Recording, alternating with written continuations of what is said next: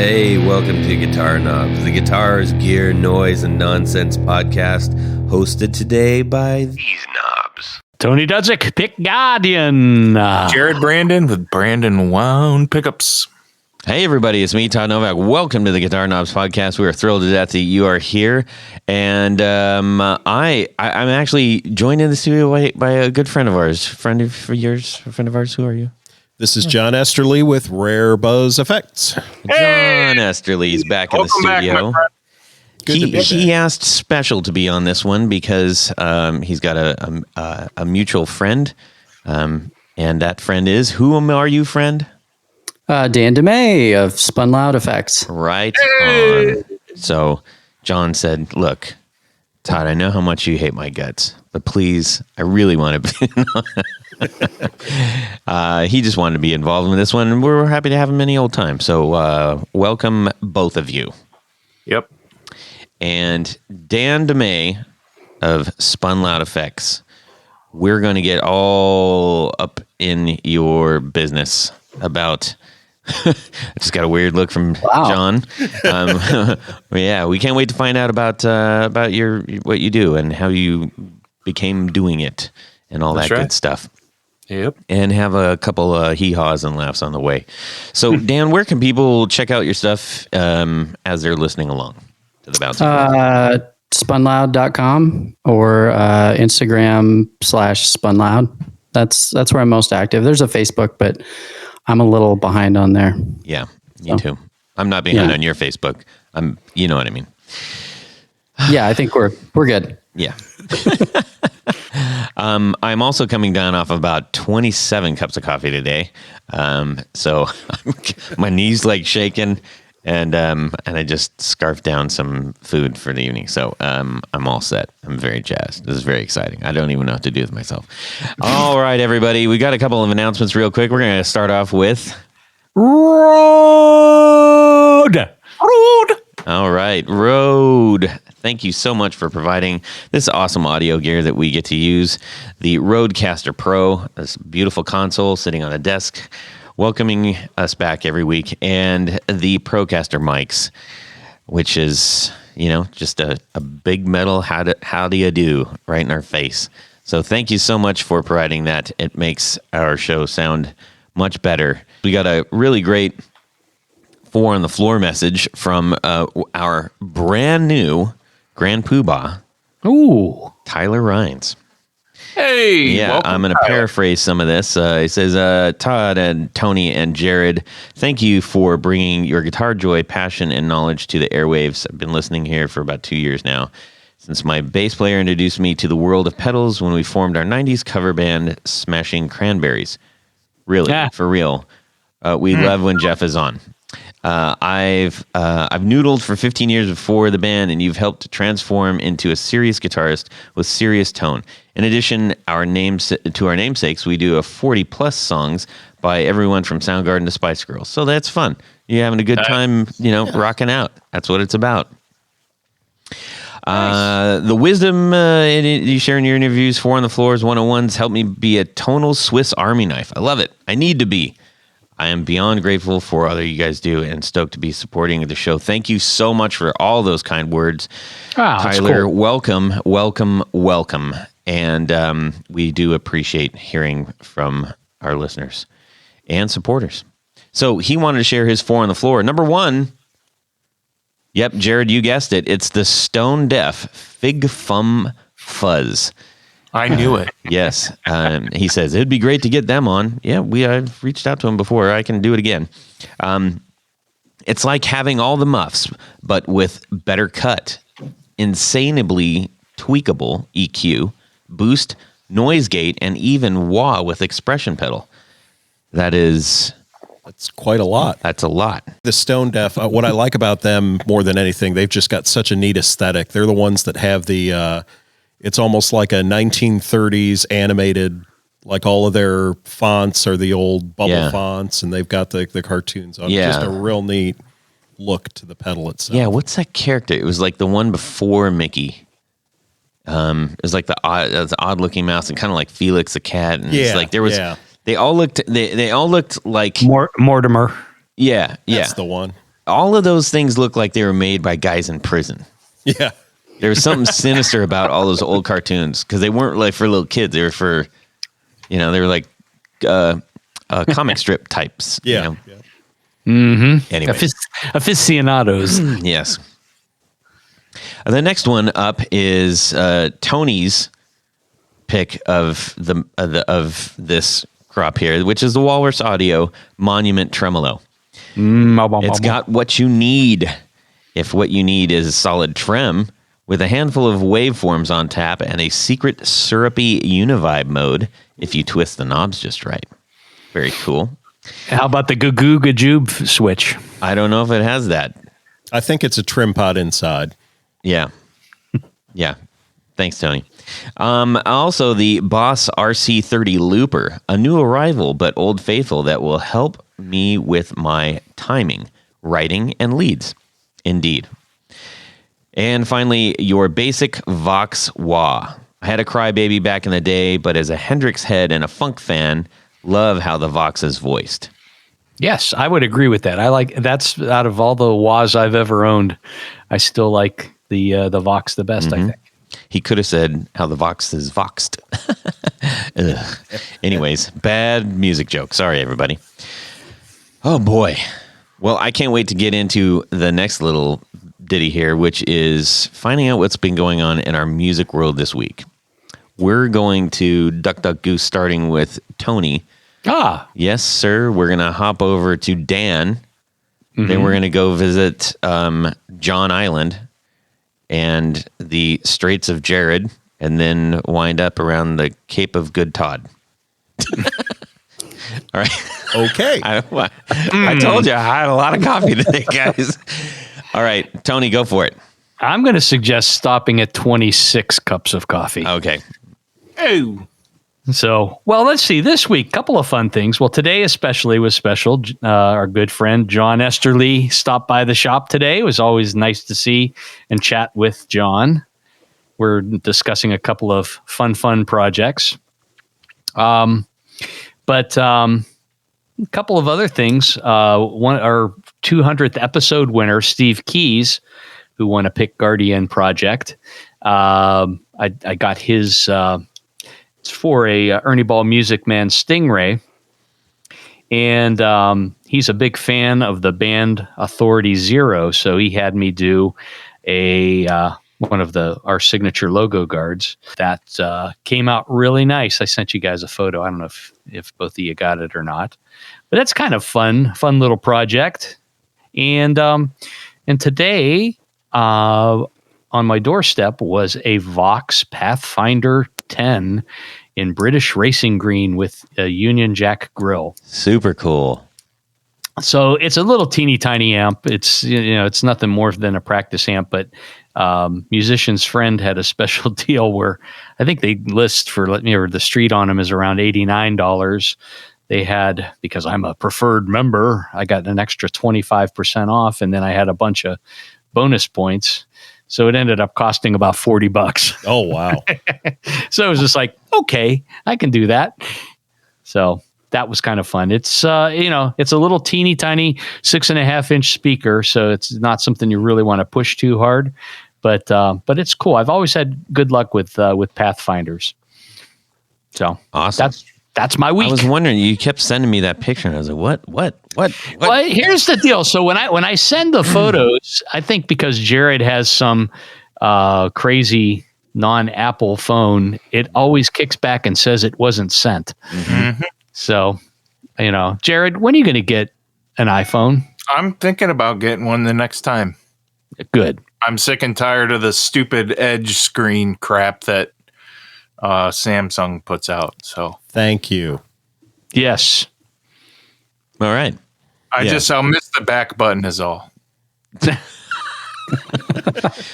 Well, with an Apple, you don't need a back button. So I have an Apple iPad. I do like that. So that actually probably looks like a regular phone in your hand. Yeah. Kind of. Let's see here. Let's head on over and figure out what's going on with Dan. It's been very pedal focused for me, which maybe comes as no surprise. Hasn't really been I haven't had anything personal wise other than I got a shipment of enclosures that I was waiting for that were late for a new pedal that I'll talk about later or whatever. But I got a bunch of boards, and I've been holed up in my office, workshop, whatever, just putting pedals together and then plugging them in and getting sidetracked, and then remembering that I have more to plug in and more to build. So I need to stop. It's been super cool though. I'm really excited about this pedal, and every time I plug in and test one, I'm like, ooh, what about this? And then I wander down a rabbit hole, and pretty soon my partner's yelling from the other side of the house, I can hear you. And, and she works nights. So when I'm off doing my pedal stuff, she's actually working. So, that's always fun. Dan, now, do you have a go-to guitar for your testing? Well, my go-to is my, I've got I think it's a 90 or an 89 Fender Heartland or Heartfield RR. Not an RR9. I had an RR9 also. RR. God, why it's out of my mind now, but it's I'll remember it in a second. Is that like a Stratocaster? Or it's not. Sort of. It's Stratocaster-esque. Fender did these Heartfield guitars in Japan in the late 80s, early 90s for just a few years.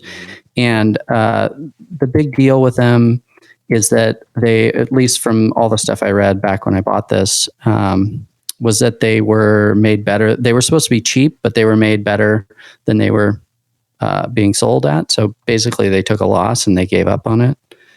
And so that's kind of... I bought it for $300 in like 1999 or something, and Nice. have never left it anywhere behind. So, Yeah, I think I might have had a Talon.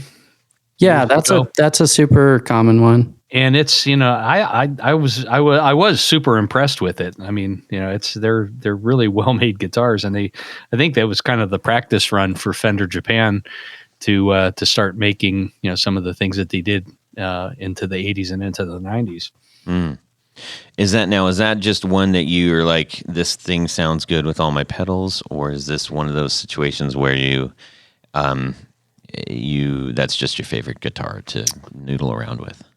I mean, it's my favorite guitar to play. It's an RR58. That's the right number. I got hung up on the 9, but John can look it up and show it to me. Yeah. The 9 was kind of cool because it has an active pickup, and it had this yellow with blue sparkle in it, which was kind of crazy. Yep. Mine's in TV yellow, just clearish, but it's cool because it's got dual humbuckers, but it's got a 5-way pickup switch, so you can split the coils. Oh. And so I like it for testing pedals because I can get a single coil sound. Mm-hmm. And so I can kind of get both. I mean, obviously it's not the same as plugging in a Strat, but I don't have a Strat, so that's what I got. Gotcha. So, hey, really quick. Oh yeah, I see it. It's like a Junior. Yeah, they're kind of small. Back in the day, I wanted a really light guitar, and when I saw this one in a music store, I was like, that's light. It's easy to, I was into pogoing and jumping around on stage back then, so. It almost has a Reverend kind of vibe to it. Yeah, totally. Yeah. So let's see, what's going on with John here? Well, you had asked Dan about what he uses to test his pedals, and that's kind of where my week in music has revolved. So I've taken on an intern at Rare Buzz Effects, an OSU student who comes in and kind of helps out, which has been great. Go Bucks. Yeah. And so he's got a guitar that's an Epiphone Les Paul that's got the Seymour Duncan P rails in it. And I really like the fact that you can have one guitar with, I think if you do the math on it, it's 24 different pickup voicings between the neck and the bridge and the 3 different settings of each. So I tried to find a good platform because, I like weird things. So I showed Tony a picture of it today. I found this. It's an ESP LTD Viper. And the way I would describe it is if a Jazzmaster and a Les Paul, or a Jazzmaster and an SG rather, had an illegitimate guitar child, and so it is like an offset SG, and it's currently got EMGs in it, but the plan is to pull them out and put P rails in it, and then that'll be kind of the test guitar at the studio, because right now we've got, I think, 5 different guitars, and other than the Gretsch that, both Tony and Jared had a hand in, they're all, economy beginner guitars. So I'm looking for something that's a little bit nicer that we can still get different voicings out of and just kind of cut down on the bulk. So that's been a lot of it. And then also as a, just kind of a self-depreciating moment here, anybody who follows me knows that I've been putting together this Jazzmaster over the last year and finally got it in one piece. Well, last week I picked it up for the second time to play it and decided it was a little bit out of tune. And so I went to tune it, and it's got locking tuners on it. And I have never had a guitar with locking tuners, and I will be the first one to tell you I have no idea what I'm doing. So without going into exactly what happened, I end up snapping the 2 of the strings while I was trying to tune this guitar. So I figured out how locking tuners work. And now that they work, I can't recommend them highly enough, because it makes string changes quite a bit easier, but you just have to kind of know what you're doing. Yeah. Yeah. Yep. Yeah. It's like trying to bake a turkey in a microwave if you don't know what you're doing. Well, and see, my thought process was the lock wasn't, what I thought the lock was doing is locking the key in place. So I was loosening the locks as I'm turning the keys. And when I got to the higher strings, there just wasn't enough meat left on the bone, and they were snapping out of the headstock. And of course, when there's only about a 1/4 inch of play in it, you can't really feed it back in. Right. So yeah, got a fresh set of strings on a guitar the second time I'd picked it up, and yeah.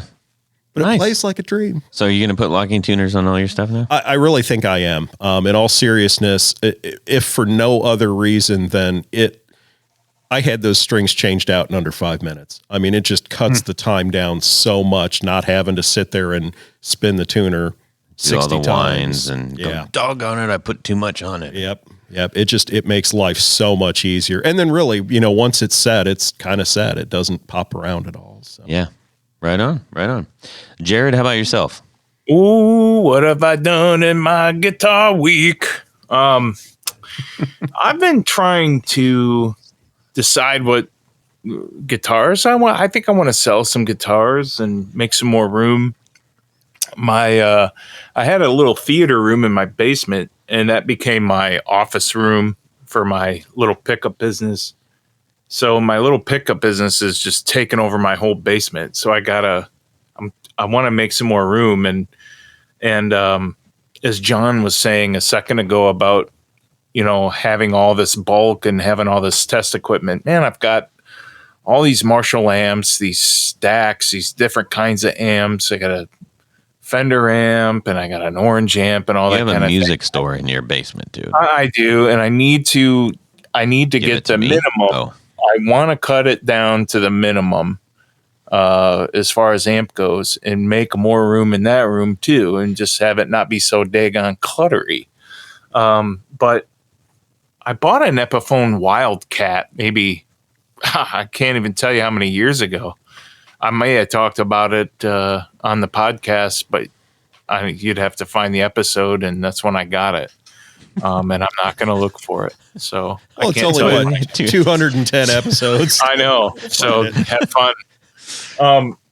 But no, I got it out, and Zach was here, and I wound a New Yorker pickup, and I forgot the name of what's a New Yorker pickup. Okay, so Epiphone New Yorker was just a model of what Epiphone made in the 50s, and I'm hoping Tony can help me out a little bit. They had a single coil pickup, and it was around the same size as a mini humbucker / Firebird pickup. Yeah, I would say in terms of size, it was about the same, but yeah, it was definitely not a mini humbucker. No, it's a single coil. It's got an enormous magnet inside, and it's actually, the coil is wound right around onto the magnet. So there's tape and some sort of insulation between the magnet and the windings, but the windings are directly wound into the magnet. And so I got into an original one and figured out how they were made, structured, whatever. It's very simple, very basic. So I made one. I used a K speed bump magnet. Those magnets are enormous. And I made one of those pickups for this Wildcat Epiphone. I had Tony make me some really cool tortoiseshell pickup surrounds, like beauty rings for these, because it originally had the dog ear P90s. And by the way, Tony, they look fantastic on this guitar. I finally, after I don't know how long I've had this thing, it wasn't very expensive, but it looks really great. I had Zach put in a wiring harness, so it's got, good, decent electronics, and we put a screaming 11K humbucker in the bridge. It's a Firebird type pickup, and the New Yorker style is in the neck. And it sounds so warm. It sounds so warm and good that it actually pairs perfectly with the hot, screaming, Firebird humbucker. I love that I can hear you searching for an adjective, and you just said, screw it, it's good. Right. Sometimes you just got to keep the flow going, and it's good. It was so exquisite. And smooth. So fine. Funny. No, it honestly, no, it is creamy and not too dark. And it's not, a neck pickup is really hard to get way too,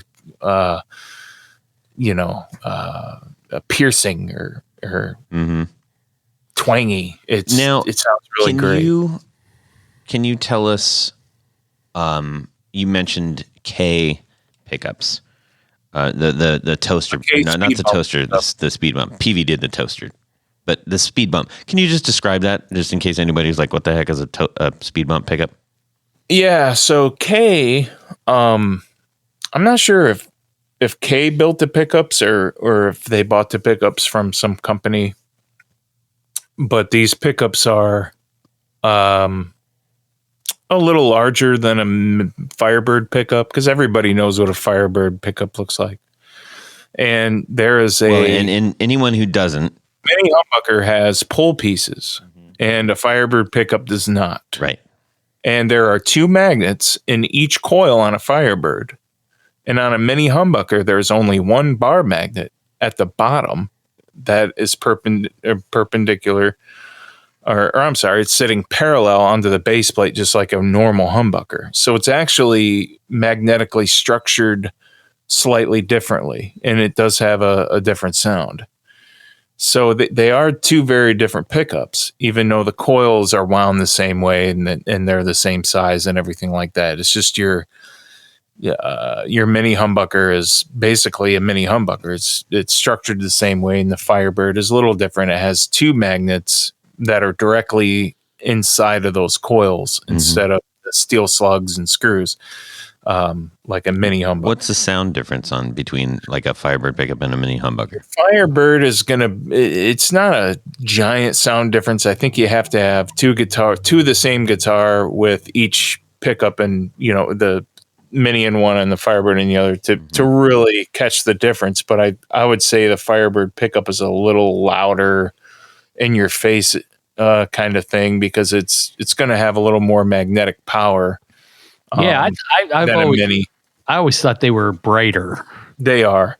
And they're louder, brighter, more present, just because there's a lot more magnetic pull in the Firebird pickup. That'd be a good one for Zach to do on his show on the YouTubes.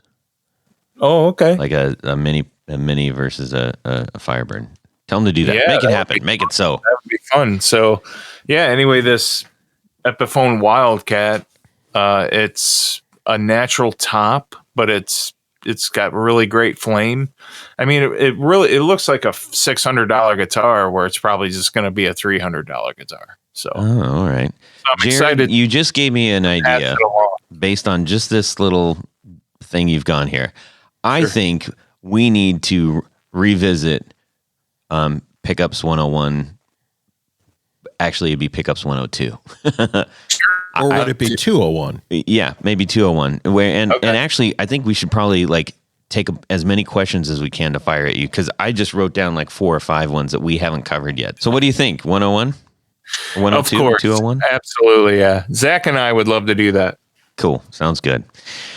That means that anybody who's hearing this, and I'll send out to everybody on, probably on Instagram or something. We'd love to take any and all questions regarding pickups, and then we'll fire them at Jared until he gets really nervous and wants to crawl into a corner and cry. All right. I think. Oh, it's just me now. Is it just me? Yeah. I mean, I'm here. You did yours. I know, but I'm here. Yeah. You're not alone. Yeah. So I can see Tony and Dan. I guess I'll just introduce. I'll just do my own thing here. So anyways, this week, what I decided to do was. How about you, Todd? I was trying to stall because I knew you were going to come in with that. No, I've been writing a lot, and we're putting together like all the things that we need for another album. And as I was coming up with new stuff to write, instead of writing and getting it really comfortable on one guitar, which is kind of what I would typically do, which is why I use a couple different guitars live, because I'm like, nope, I wrote this one on this guitar and this is why it feels right.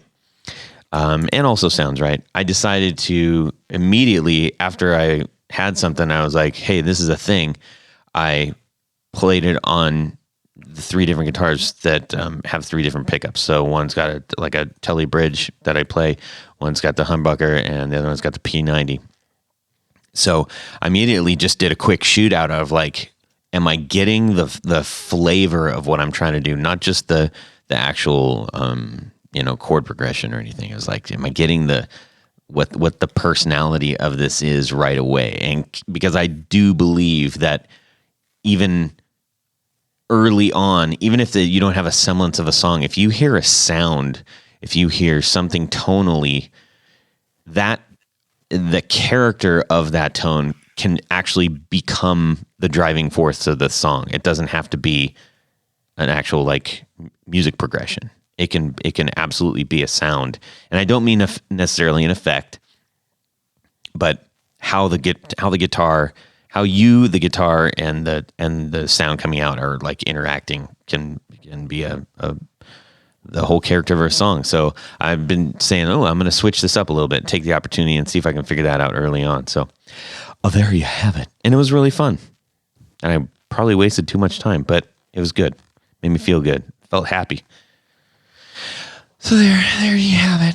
That's a super cool approach to songwriting and thinking about songs. Thank you. Yeah. Dan, I'm glad you're still here.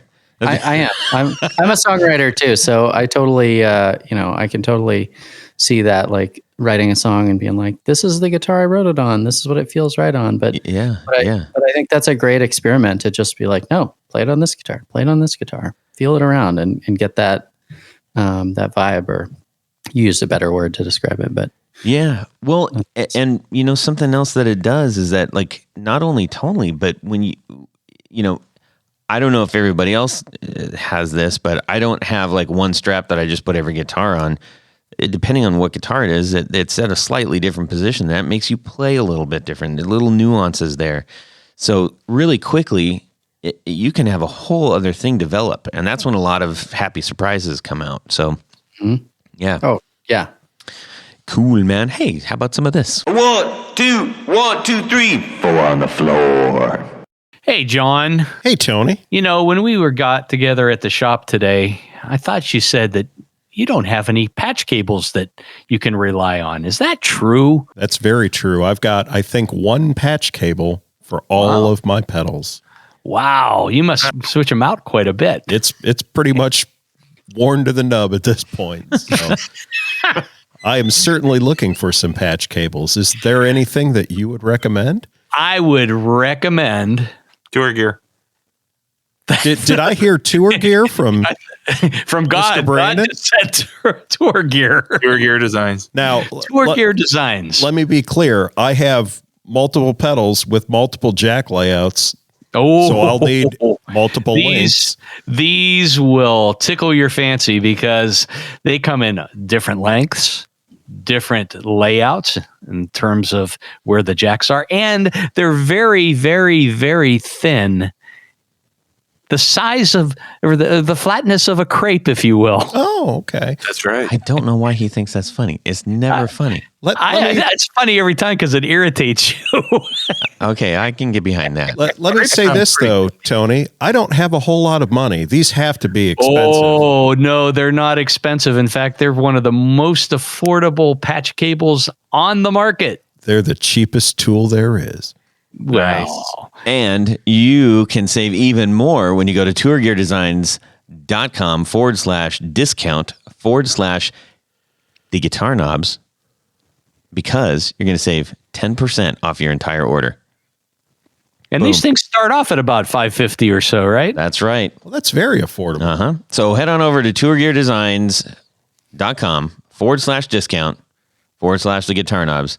Pick out all the cables that you're going to need to redo your board, and you are going to love your board even more than you already do, and you're going to save a bunch of money while you're doing it. So thanks to the guys at Tour Gear Designs for making such an awesome product that we fully stand behind. All right, so let's find out what Dan Spun Loud has for his 4 on the floor. I can't wait to hear this. Go ahead, Dan.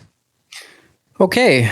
Well, I tried to think about a lot of things putting this together, but I had to go back to my days when I played shows, and obviously that's past tense for all of us right now. But I haven't played a lot of shows in the last 10 years, a handful, but I used to play a lot of shows, and forever and ever, the only pedal I had was this pedal, which is the Visual Sound Jekyll and Hyde.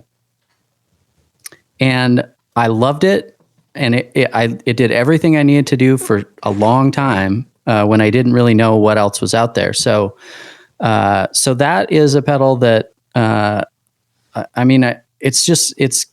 it's got all the things that I needed for a long time in a drive pedal. Now I need so much more in every way all the time, but that's my own fault. But it's got the overdrive and the distortion. I think the overdrive is in the vein of Tube Screamer, if I'm not mistaken, and I don't remember what the distortion side is based on. But it's 2-switch, 2-channel. Mine is one of the old ones. I think I got it in probably 2002 or 1, or maybe before that even. So it just has like a bass boost switch and a sharp blunt switch, so you can kind of shape a little bit, and then ample tone and EQ knobs to kind of get you there. So that's I got to throw that on there. Anybody else? Awesome. Anybody familiar with that one at all? I am not. Oh, all right. Well, I've not played one, but I've seen pictures and reviews of it. Now, is that one that do you stack the two effects, or is it you're kind of using one or the other? Or I always used it as one side was my always on. I always used the distortion as my always on, and then I would just have the overdrive cranked up, and then when I would get to a lead part or whatever, I'd flip that on and stack them. And I was running that into my Bassman 50, so did a good job on a stage. Good. Nice. All right. This is going to be kind of drive heavy, but we're going to take a turn here next to the Keeley Mag Echo. And I had been in this band a few years ago, and a guy had a one of those Dunlop Echoplex delay pedals, and I really liked the age function on that, and I thought it was just a cool like kind of tape echo delay sound. And so then I was looking for a new delay pedal for myself, and I started reading about the Mag Echo, and it's in the same vein. It's a tape echo type of thing with actually 5 knobs, so that's kind of cool to me. So you got your time, regeneration level, and then depth and speed in like the modulation zone. And I just think it gives, like, I love that sort of vintage tape delay sound. And without having a big box that's a tape delay, nothing against those. They're great. But yeah, that really covers all my delay needs super well. And, I like a lot of Keeley stuff. Nice. That's a great one. Next up, I've got the Dirty Haggard Audio 797 Lo-Fi Overdrive. Oh. And Nick is another builder buddy of mine who I communicate with regularly. And he's got one of my Blister Peels. He's got a prototype of the Litigator. And he sent me a couple of his pedals. He sent me this one and the 3904, and I plugged this thing in, and I was just like, I don't know why, but I just started playing Blink-182, which is, whatever. But it was like, I just heard it, and I was like, that's that sound. And I was like, all right, yeah, this is cool. And it just, it's an op-amp overdrive, but it's just super simple, drive and volume. And it's great. I like to run it super low on the gain side and then just crank the volume a little bit. And it's ample distortion or overdrive. And it's just another flavor. You got to have a lot of flavors, I think. Dirty Haggard was a great guest. We enjoyed having him on the show. That's episode 170 for anybody who wants to go check that out. Yeah. He's a great dude too, and super smart. Like John, I also pick Nick's brain regularly for ideas, advice, feedback, etc. Mm-hmm. So definitely a big fan of his stuff. Awesome, fantastic. And last but certainly not least is a relatively recent acquisition, and that's the Dudzik Augustus octave fuzz or Octavia type pedal, however you want to go. I've been in love with Dudzik stuff since the first time I saw it because I just think it all looks beautiful. And when he came out with this, I was like, God, that seems like such a cool take on the sort of Octavia idea, although I know it's not a clone by any means. And I was able to get my hands on one last year, and it's just, it's just all the fuzz craziness that I need. And it's super cool because it's not just, all the knobs interact in really interesting ways. It's got like a volume and then a high and low with great names, Meat and Light. Mm-hmm. And as you change, like as you crank the gain, you get different characters of gain, and as you work with the Meat and Light controls, you get really different characters out of it. So it's like, it's not just like this is the fuzz sound, you get more or less of it. It's like you get really different kind of fuzz sounds within it. So I think that's super cool, and it's just a really interesting sound, and it also will give you that great Hendrix Octavia sound if you want it. That's solid. That's some good stuff right there. It's hard to choose. There's a lot of options, but that's kind of where I fall. Someday I'll add a reverb pedal. It's funny because I look at I've been doing the 1 minute wonders, these little 1 minute demos and stuff, and I look up and I'm like, ooh, what am I gonna do? And I'm like, drive, delay, drive, fuzz, delay. I'm like, man, I need to change up. I need some other stuff in here. You need to get a flanger pedal or something. I have the Swiss Army knife from that guy. Oh my gosh, I can't remember. I can't. I just blanked out. I'll loan you my biphase and do a 1 minute wonder on the biphase. Hampton? Jared, who makes the biphase? That would be Neutron. Oh, he said it right. Nice. Oh, he's a big boy now. I'm a big kid now. Yeah, man. I've got an old like a vintage Mutron sitting on my shelf that I swear someday I'm gonna fix. Oh yeah. So we'll see. Yeah, I love those things. What is it, by the way? It's I think it's the second version of the phaser. Yeah, I've got that. Yeah. Oh, sweet. Great little pedal. Yeah. I mean, I also have a flanger on my board, but it's my flanger. So there you go. Right on. Yeah. Well, love hearing a good 4 on the floor. Love to know what other people are playing and what they're willing to say that they're playing. Yeah, sometimes we get some ones that, it's like, wow, no idea. I'm going to go research that. And so it's always great to hear that. That should be the case for just about everyone that we get to do. We need to dig into the story of Spun Loud. Is that the right or Spun Loud? Spun Loud.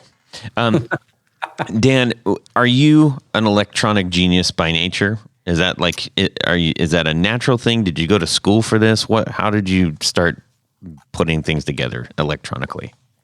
I didn't go to school for it, and I'm not an engineer by any stretch. I guess I started when I was a kid. My stepdad was always teaching me how to fix stuff, and he was really knowledgeable about electronics because his dad had built ham radios, and so I just sort of picked stuff up. I wasn't necessarily building stuff, but he would draw circuits and talk about parts, and I sort of like got bits and pieces. And then we did a lot of we built a boat together, and I fixed a lot of cars, and so I learned a lot about soldering and putting electrical circuits together and what have you. So that stuff was sort of rattling around in my brain for a long time, and I did a stint working in an electric motor shop as well, where I built big electric motors, like industrial type stuff. But that was sort of rattling around in my brain when I got to a place where my friend Dakota Cole, a guitar tech, suggested I might want to build my own guitar pedal. And that's what happened. I was like, yeah, that's an interesting idea. So I did. I started looking on the internet, as so many people do, and I found some circuits to try out. And I built a couple of pedals and was like, yeah, that's cool. And then I started, changing out parts and tweaking things and just trying to get the sound that I wanted. And I came up with these sort of two circuits. There was this distortion circuit and this fuzz circuit that were iterations built upon iterations of classic circuits. And those were kind of the ones I wanted. And the drummer in my band at the time, who was also a very accomplished guitar player, asked me if I would build a pedal with both of those in it. And so I was like, sure, yeah, why not? And set about doing that. And then I was like, well, if I'm going to build it, I should make cool art for it. And then I should call it something. And I should call, it should be made by some effects company. And so I sort of went down this road, and in the end I handed him on Christmas this Blister Peel, and that was the beginning of everything that happened. And he loved it, and the other guitar player and bass player in my band at the time loved it and wanted one. So that's great. I built some more, and it kind of got out of control from there. I mean, that's kind of cool, hitting it out of the park on the first one.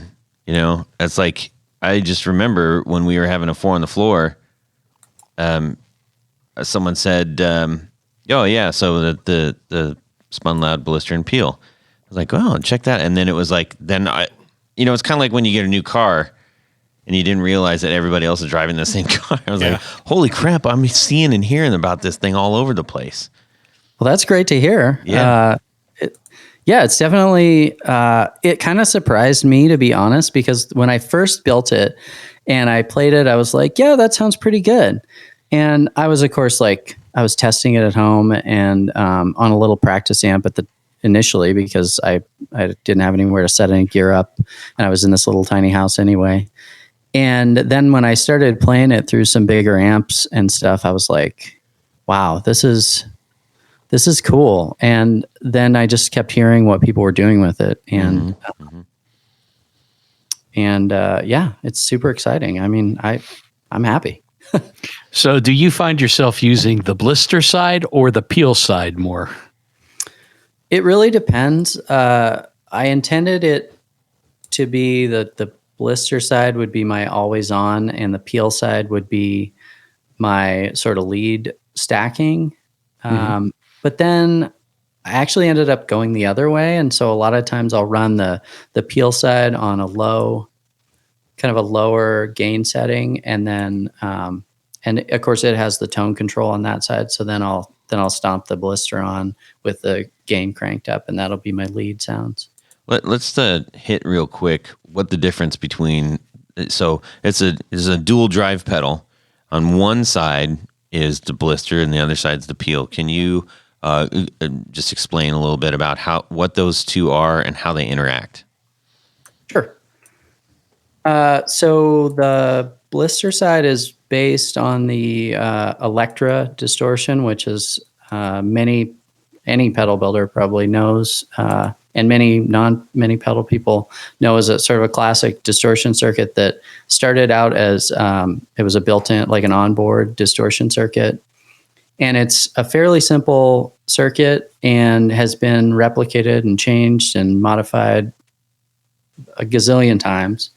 And the way I set it up, I found that I was getting some really ripping distortion, but then cranked all the way up, it slips into fuzz territory, maybe octave fuzz, depending on what your setup is, but it gets way up there. And so that's just got a volume and gain control. And then the peel side is based on the Christian H Baz fuzz circuit that has floated around for some time. And that's a super simple fuzz circuit. And I tweaked it a bit and ended up sticking an LED in a rather key position inside of that, and got some sounds that I really liked. And that's just got your volume, gain, and tone. And the tone is more of a treble cut or add a little sparkle to it. So that's and that's more of a traditional fuzz kind of sound, I guess. Okay, so when you have both of those working to get, like, if you have either one of the sides of that, your pedal, how do they work together? And maybe even how don't they work together? Because that's a sound too, right? I think that they go really, I mean, they pair incredibly well, I think, anyway, and others have said as much. Obviously, they stack and they will really, I don't know. I feel like sometimes you stack a distortion and a fuzz and it doesn't really do anything to me. I mean, I've got a couple other things that I've had on my board and I stack them and I'm like, yeah, it's not really jazzing things up. With this, you definitely get a lot. And if you crank them both up and you stack them, it gets pretty wild and pretty out there. Well, and to clarify, when I say how don't they work together, sound, what is good sound is very, very subjective. And to some, when you do goose both things, or you have the tone way down low on one, and sometimes, I guess, the spectrum of what sounds good, there's always that sort of like, oh, that sounds kind of off what I was thinking. But that could be a hidden awesome sound that maybe just on the outset doesn't sound readily accessible, but when you do something else with it, it's kind of so those hidden ugly things that kind of sometimes sound amazing, like a range master. Depending on how you are recording it or what guitar you're playing at, it might sound nasty, terrible, like, oh, I don't want to use that. But if you're recording it, and if you're recording it with a certain mic or the amp a certain volume, it can sound better than everything that your ear is actually hearing on the outset.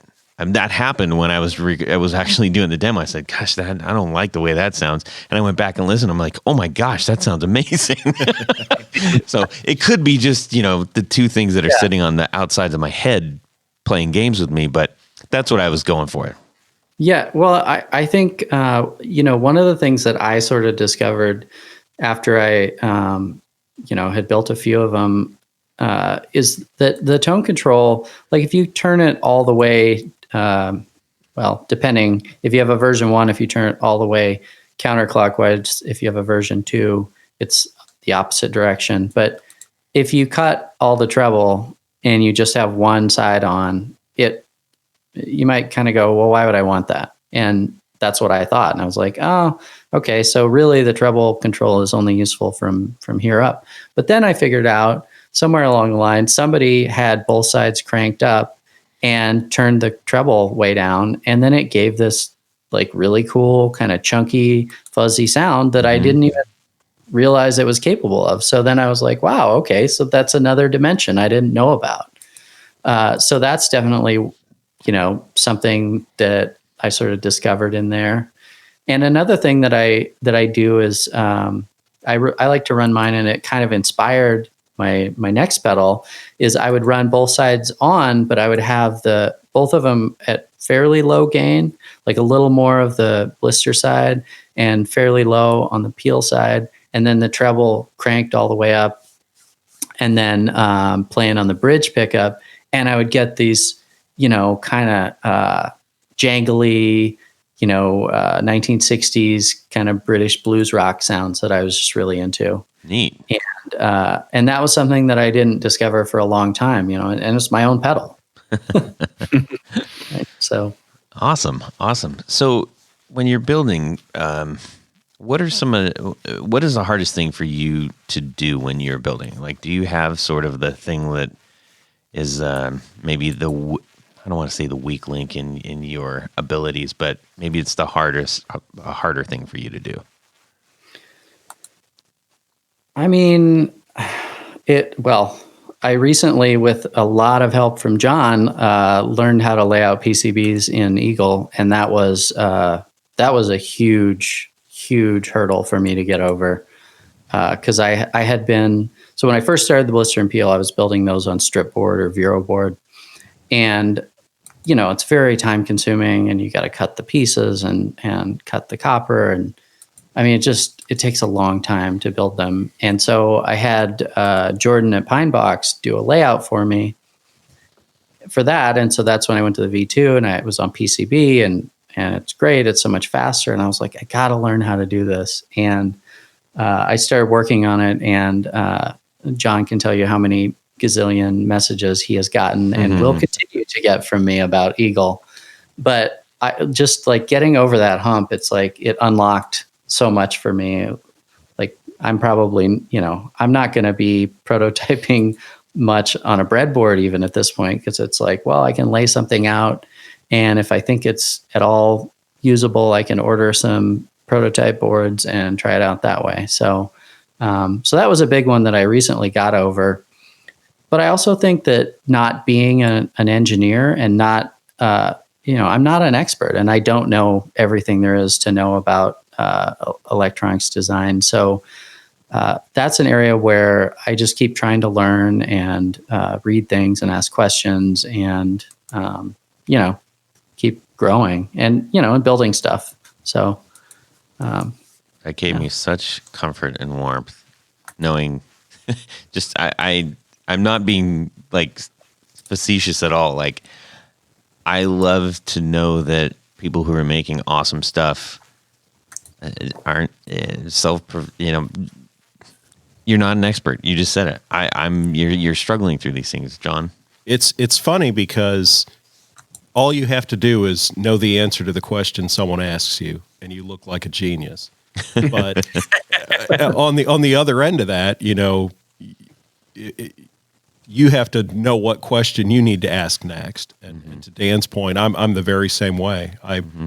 I spend every minute I can studying what's out there, looking at schematics and trying to figure out what's going on here. And if I don't know, that's when I ask. And it's definitely an uphill journey because I'm in the same boat. I've got no formal electronics background. It's all self-taught. So it's tough. Well, but that's how you learn. That's how you just bang on something, and pretty soon it's like, oh, that works now, I guess. Right? That's right. Yeah. Or you call a friend.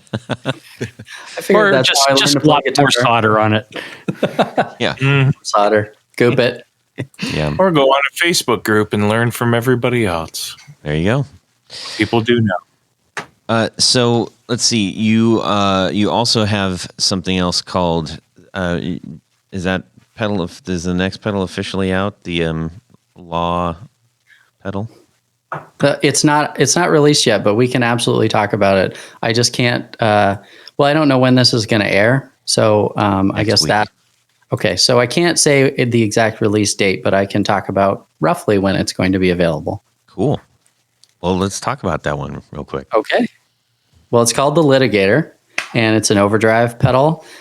And it, like I mentioned earlier, I was getting these kind of British blues rock sounds out of the Blister and Peel, and I was like, I want to build a pedal that really just does that and does it well. And so that's where I got the idea to build the Litigator.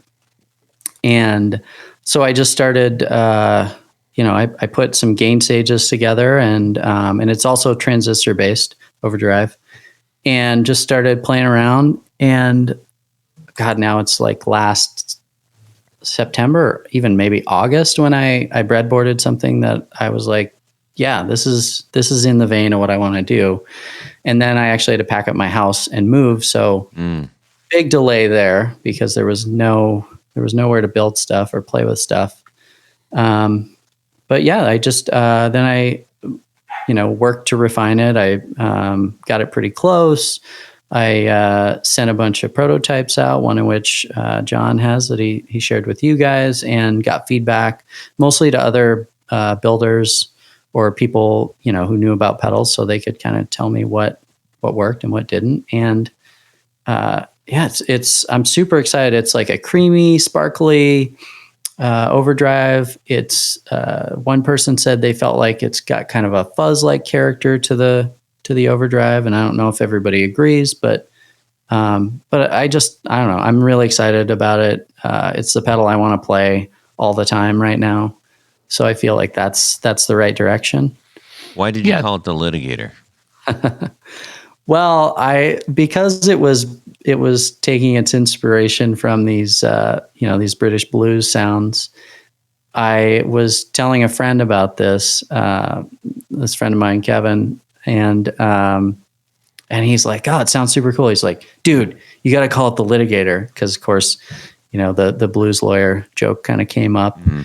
And I was like, and I kind of said, yeah, thanks, and at first I was, I was like, well, I'll think about it.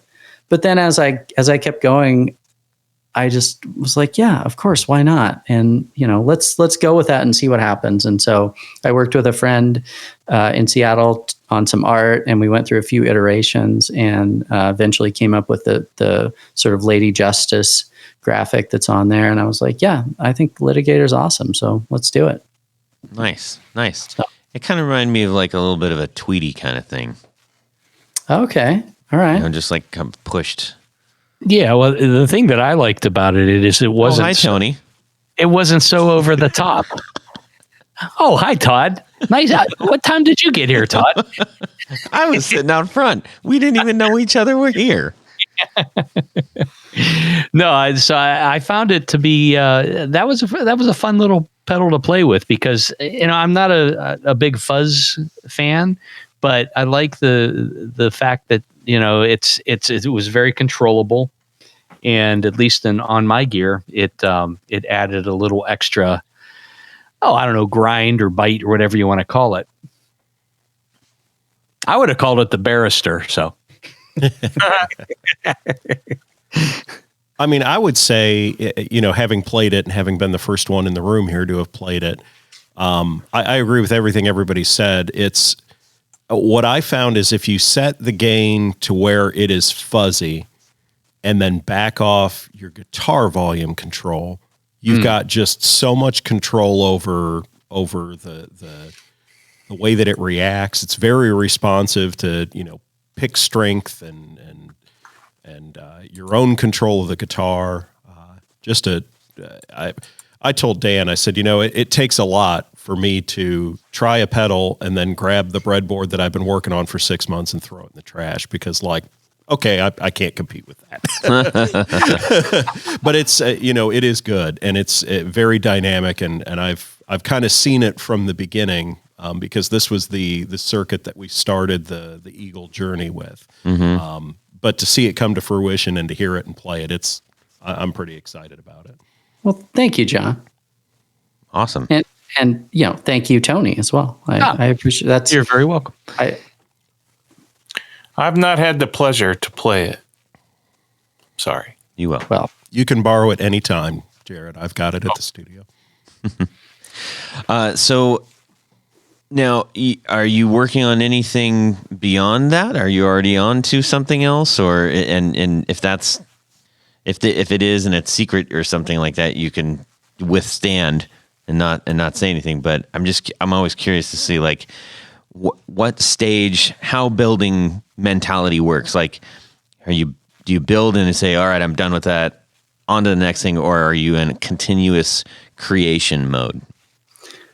It's a little bit of both for me. So this was an idea that was in my mind for a year and a half, the litigator.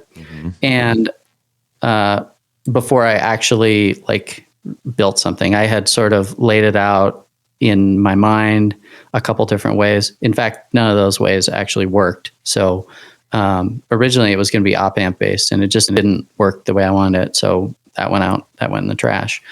So the next thing that I want to work on is, in my head, I haven't actually done anything breadboarding wise or layout wise other than think about it, but I want to do a reverb based on the Belton brick, or there are a bunch of iterations of it, but Belton brick?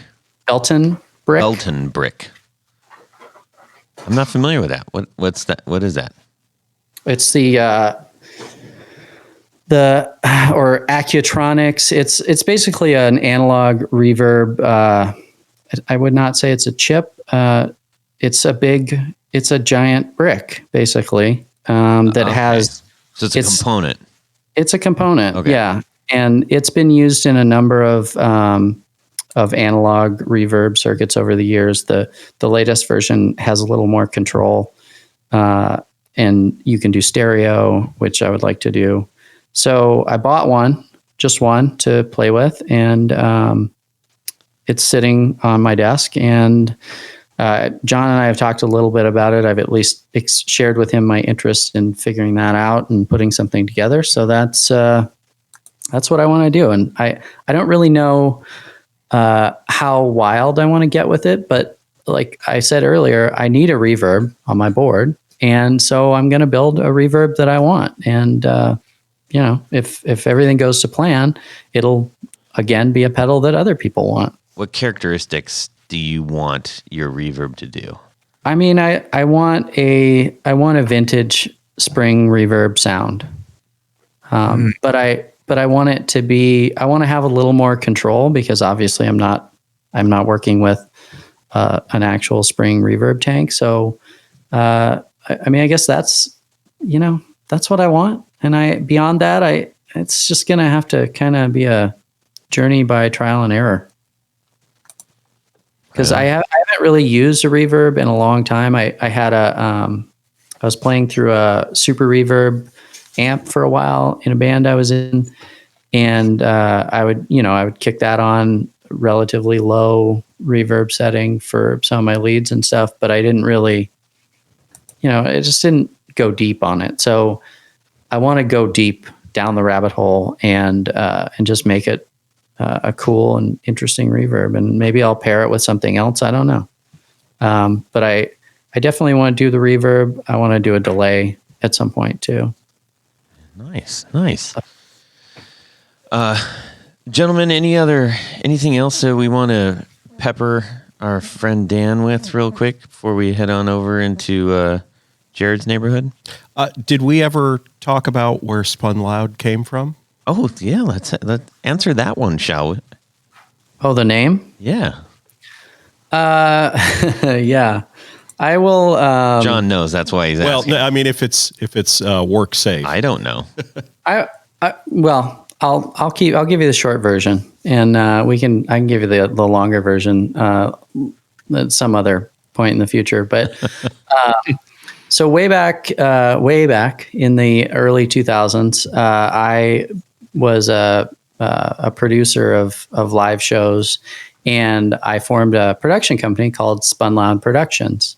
And there was a little offshoot of that called Spun Loud Records, because we ended up setting up and doing these demo recordings for local bands over on the Olympic Peninsula here in Washington. And so for a number of years, that was my thing, and it was super fun and interesting. And so when I got around to doing the pedals, I was like, that sort of popped in my mind, and maybe it was for lack of a better idea, or it was just something that I was attached to. It was a little sentimental, right? So I went back and I dug up the old logo for that, and I was like, well, that's not really going to work. So then I, of course, started from scratch. But I decided it was a nice little homage, if you will, to that time, which was a super fun and interesting time in my life. And yeah. Awesome. You just said Olympic Peninsula, and I just remember Olympia beer. Oh, and I still think that's the coolest beer logo ever. I love it. Yeah, two fun asides there. One, I lived down in Olympia for a few months during a legislative session some years ago, and I lived right up the hill from the Tumwater River and within sight of the original Olympia Brewery. Wow. So that was kind of cool. And then I don't know if you saw, but I think yesterday they announced that they're going to stop making Olympia beer, which of course is now made by Pabst and whatever conglomerate owns them. But anyway, they're pausing because apparently people aren't buying enough Olympia beer. So that's crazy. I mean, if they would have done it right, that would have been it's like they could have done what Miller High Life and Pabst did. It's like they could have blown that up because it was sort of like the West Coast blue collar beer, Anyways, yeah. I just remember as a kid, my grandpa, we'd be having waffles and he'd have a waffle and an Olympia. And we went up there and toured, and I remember as a kid just going like, they gave me beer like at the tour, like what, because way back then, it didn't really matter. Well, how long ago was that? Way back then, when they were still making pull tabs. Those are the ones you actually pull off, not crazy. Oh, yeah. Way back in the days. Anyways, cool. Now everybody's going to go check out Olympia, and who knows? Maybe we've revived just by the mere mention. It's possible. Let's get it on Reddit. I had an Olympia shirt. I wore an Olympia. I had a T-shirt. That was my souvenir. So I'm going to school with Olympia beer shirt on, like, as in elementary school. Like, anyways, that explains. Yes, and I rode all the way back from down the coast, all the way back with no seatbelt in the back of the car. So why would you? Yeah. Anyways, this has been awesome talking to you, my friend, and we're really excited about the pedals you're making, and it was great finding more out about the builder. Oh, I probably should add that the litigator will be released in February. Perfect. Check out the Instagram to learn the date in the coming. It will be February when this airs. So shortly after this airs, you'll be able to get your own litigator. Right. Next week's February. Mm-hmm. Oh, my God. I know. All right. Big Jared. We're ringing your bell. Oh, yes, I'm here too. Ladies and gentlemen, it is time for our little game. And the little game is called Would You Rather? Rather? This Would You Rather is coming from our executive producer, Gary Koopa. Gary, thank you very much for the Would You Rather. I'm going to read it. Would you rather make music for yourself that you are personally 100% happy with, no doubts, in your songwriting, or you're content with your playing technique and execution? The sound is expressed exactly the way you hear it in your head, and it's amazing. But you're the only one that ever gets to enjoy it. Nobody else outside of the band gets to hear you play. Or would you rather be playing music that is heard and loved by millions and billions, but you had zero creative input or control? Basically, functioning as a super successful gun for hire type of musician. Oh, the question of the ages right there, man. Yeah. So in other words, would you rather write some awesome music that nobody will ever hear, or would you rather just, be a sidekick of somebody who does and millions of people hear it? Well, the first very poetic version of that, I'm going to hang on. Tony Baloney, you first. We all took a step back, and you're standing up. You're standing there now. That's what I thought. I heard somebody moving backwards. A breeze. Really, what is the point of writing something if nobody's going to hear it but yourself? I mean, so, enjoyment, fulfillment, achievement, all the mints, big can of mints. You're familiar with that, Todd? Yes. Oh, that's mean.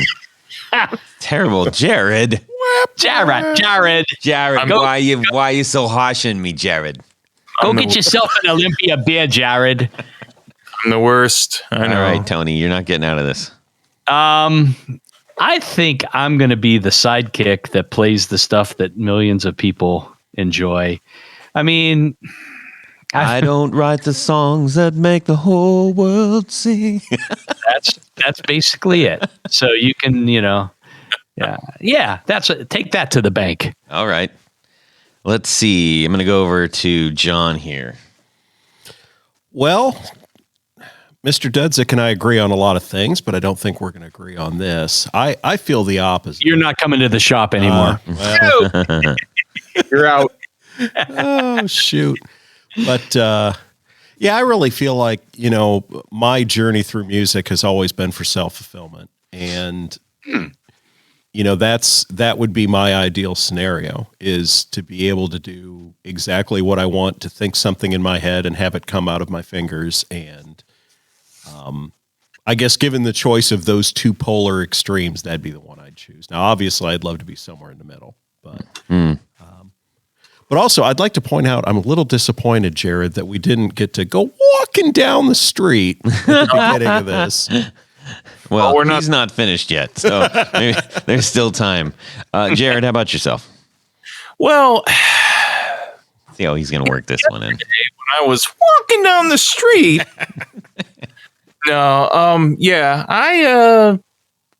I've done projects with people that no one's ever heard before, so I know how that feels. I would actually, I'm going to go with good old Tony Baloney on this.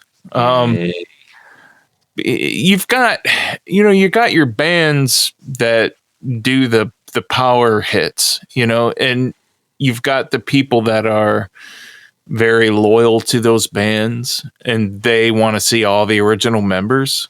So at some point you will be appreciated, maybe not the whole ride, but after 20, 30 years of that hit being a hit, they're always going to wonder, hey, what happened to that guy in the back that played the tambourine on the song? So, I'll go with Tony. I think it's better than...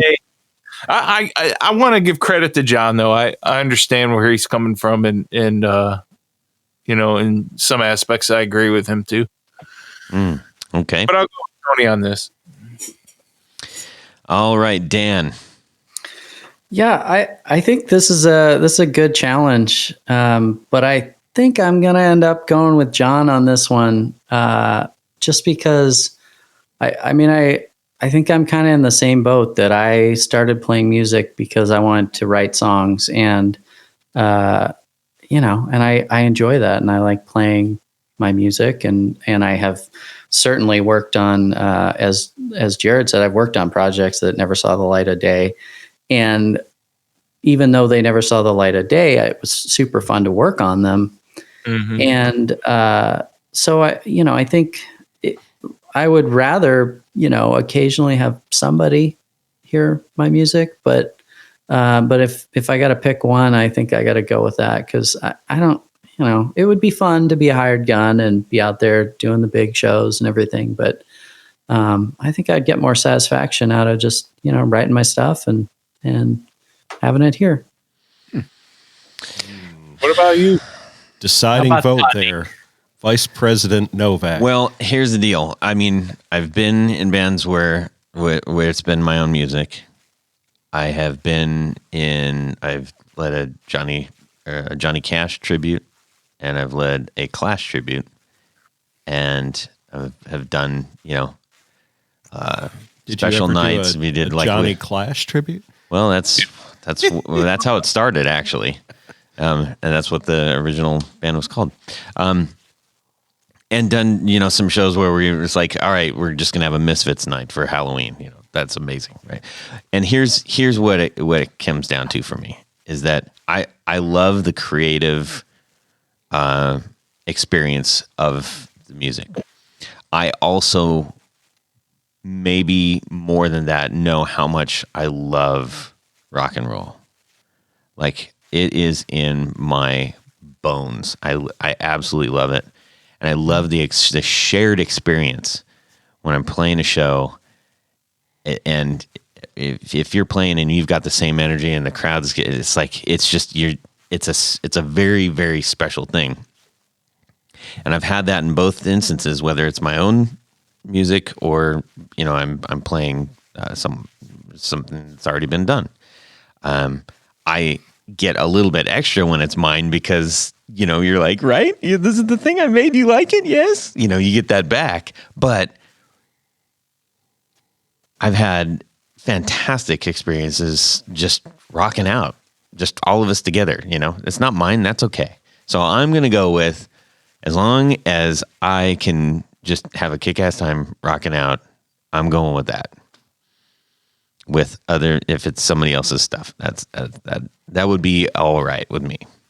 I guess that's better than being known as the guy in the back that played the tambourine. Well, if he's rocking out, then more power to him, right? So it sounds like we have Knob Island and Builder Island. Yes, I get it. It's true. It's true. So anyways, that was a really, really good one. Yes, and that was very difficult to answer. I mean, I think most of us are actually probably on the fence on that. I don't know that there's... Thank you, Gary. Very, it makes you think. Very insightful. All right. Tony? Yes? We have a few people to thank, and then we're going to say thank you and adios to our pal Dan. Yes. Well, dude, you keep adding to my list. What's going on here? Dang, man. Are people just, they must listen to this segment of the show and get so inspired. Is that what it is? It is inspirational, Tony. It's the Tony your voice, Tony Baloney. Yeah. Well, of course, I'm talking about the segment of the show where we like to thank a special group of people. These would be our executive producers. Yay. They help make the show possible. Let's not mince words. They do it. You might be wondering how you can become an executive producer. Simple. Patreon.com/The Guitar Knobs. You can check out a couple different levels in which you can participate and become a patron, a sponsor, if you will, of this podcast. There's a great bevy of thank you gifts, including things like t-shirts and barefoot buttons and keychains and picks and stickers and All my kinds goodness. of stuff. The list goes on. But as an executive producer, you get all that great stuff, but there's one more thing. And what is that, Jared? You get to have your name read on the thing. Your name read on the thing. And that's what I'm going to do right now. And in honor of having three new executive producers. Wow. I'm going to start from the newest and work my way backwards. So I'm going to read this group of people right now. We've got a couple of new executive producers. So we're going to start from the newest and work our way backwards. So special thanks to Rob Saxby, Gary Cooper, Douglas King, David Rando, Jason Roush, John Jackson, Michael DeLucio, John Williams, Tig Harmon. Uh-oh. What happened to my phone? My phone go boom. Richard Kendall, James Pennington, Liam Martin, Matt Hart, James White, Brett Alexander, Justin Jones, Doug Gann, John Esterly, Man. Hey. Chris Heidel, Brad Partridge, Tyler Bray, John Anglin, Anthony. How about Anthony Anthony Lanthrop, Johnny Knowles, Stefan Lamb, Michael Senchuk, Brian Robison, Ken Sayers, Michael Van Zant, Doug Christ, Darren Gregory, Chris Kearney, John Daly, Martin Cliff, and Tom Barazin. Whoa. Right on. Thank you. Oh, wait. There is an elevated level of an executive producer. We like to call them our grand poobahs. That's right. We have a previous executive producer who has now become a grand poobah. Who is it? Are you waiting with bated breath? I am. Who is our new poobah? Our newest poobah, Mr. Tyler Rhines. Hey. Right on. And in addition, how about Tim Nowak, Steve Keys, Adam Johnson, Mark Garton, Tommy Manasco, Sean S. Yes. Cody Fasta, Cody Lane, David Kaminga, Corey Nigro, and how about, last but not least, Mr. Jonathan Jeruzek. Right on. Thank you. Thank you guys so very much. Truly appreciate it. It keeps us going, and it warms the cockles of our souls. Let's see. We need to say a ginormous thank you, in addition to our friend Dan of Spun Loud Effects. Dan, thank you for joining us tonight. Hey, thanks Dan. for having me. It was a blast. You bet. Fun. And where, again, can people find you and buy your awesome stuff? They could find it at spunloud.com or Instagram.com/spunloud, or I guess Facebook.com/spunloud. But try those first two first, because you never know. Right on. And when this comes out, your new pedal is going to be available. So everybody needs to jump on that while there's still some being made, right? Yeah. In fact, if anybody wants to get the early word, I'll probably be sending out a email blast to anyone who's signed up on the website. So Good so that's call. a good plan too. Make sure you do that. All right. And John, where can people find you? Well, you can find me at www.rarebuzzer.com. That's with an ER at the end. At rarebuzzer everywhere on social media. And I would also tell people either follow on Instagram or get on that email list, because I've got a lot of stuff happening in the next probably 4 weeks. So, Right on. you're going to want to 4 see. weeks. And Tony Bolonsky? Head over to pickguardian.com. Check out the stuff that I have available for sale. But by and large, what I do is custom work. So just shoot me an email. Let me know what you need. Kind of materials, pickups, all the fun stuff. I will take good care of you. Awesome. You can email him. Jared. That's right. If you need some pickups and you need some noiseless Jazzmaster pickups, because we all know Jazzmaster pickups, they're noisy. Finger coil. You need noiseless. Go to BrandonWongPickups.com and like Tony, I am a very, very custom builder type guy, so just send me an email, call me. I don't care. I answer the phone like an idiot all the time. So call me. Right on. And we'll talk. Fantastic. You Check out my show. Oh, yeah. Rewind Time with Brandon Wound Pickups. I've Yeah. been enjoying those, Jared. It's good. It's nice to see you. Thanks. You can check us out as well on YouTube. We are up there. You don't have to see us much. You can just listen along while you're doing whatever you happen to be doing, cleaning the house or crying in a corner or whatever you're doing. And you can drop me an email, todd@theguitarknobs.com, or DM on Instagram @guitarknobs. Send us a little something. I'll share it with the two clowns, Jared and Tony, I mean. And we'd love to hear from you. Send us your Would You Rathers, too. We're running a little low on those, everybody. So in the meantime, big thanks again to Dan. Have a great guitar week and subscribe! Yeah. Yeah. What is happening to me? It's You'll come out smelling like gold on the other end, hopefully. And Okay. I don't know if that smells good or not. Yeah, what does Never gold really smell smelled like? gold. You're 5 Yeah. by 5, Dan. Sweet. I have a potty mouth. Oh, Tony, yes. Hello. Yes. let's get this party started. I've actually heard that they're developing another one that's basically like a small piece of like chewy gum, like wax kind of thing. And you just chew it up and spit it out, and that's what they test. Oh, I want that. You can't eat it, Spit it out. Jared. No. Spit it out. Not No. food. Hey, John, you got to do Tony and I's part to annoy Todd because Well- you're there with him. That was a good delay. I got to knock out a last work email that came in. So Oh, good. Good. perfect timing, guys. You can get a full day's work in if we continue. I just Let's thought roll, that we man. do things Let's at do different it. times. Trying, you guys keep talking, and then pick up the pace. Yeah. Tony, are you there? A what?